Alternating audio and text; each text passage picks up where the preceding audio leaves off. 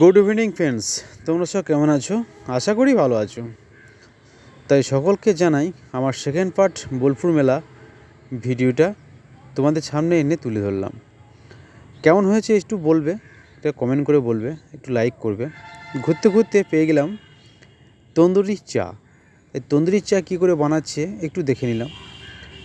খাওয়ার শক্তি ছিল না, তাই খেলাম না। তাই চারিদিকে ঘুরতে ঘুরতে দেখো কত কী হাতে বোনা কাপড়, হাতে বোনা চাদর, সমস্ত কিছু দেখো। আমাদের বন্ধুর সাথে দেখা হয়ে গেল, তারাও ডিউটি করছিল। তারপর কি করলাম, আস্তে আস্তে ঘুরতে ঘুরতে দেখো এখানে সোফা আলমারি সব বিক্রি হচ্ছে। এমন কিছু নেই যে নেই, সব কিছুই পাওয়া যায়।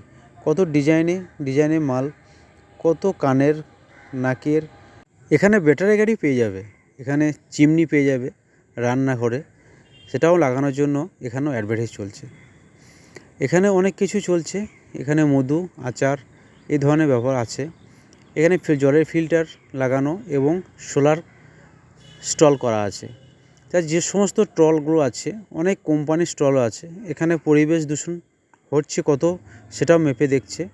তা সেখানেও দেখে নিলাম। এখানে চলে গেলাম মঞ্চে কত বড় মঞ্চ, কতটা বড় প্যান্ডেল, কত মানুষজন, বাউল গান। সেখানে একটুখানি শুনে আমরা বেরিয়ে পড়লাম অন্য জায়গা দেখার জন্য।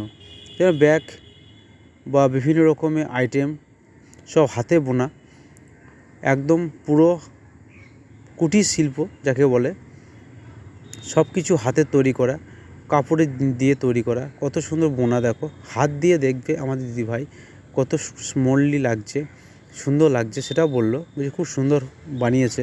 চটিগুলো কিন্তু একদম কাপড়ে, খুব সুন্দর, অসাধারণ, ভাবা যায় না। এখানে আমাদের নাগরদোনা আছে, কত ফাইন লাগে। দিনের বেলা যতটা নাগরদোনাটাকে দেখতে ভালো লাগে না লাগে, কিন্তু লাইটে কিন্তু অসাধারণ লাগছে, তাই না বন্ধুরা? কেমন লাগছে একটু কমেন্ট করে বলো। ভিডিওটা ভালো লাগলে অবশ্যই লাইক কমেন্ট শেয়ার করে দিও, আর পাশে থেকো। পুরো ভিডিও দেখার জন্য অসংখ্য ধন্যবাদ।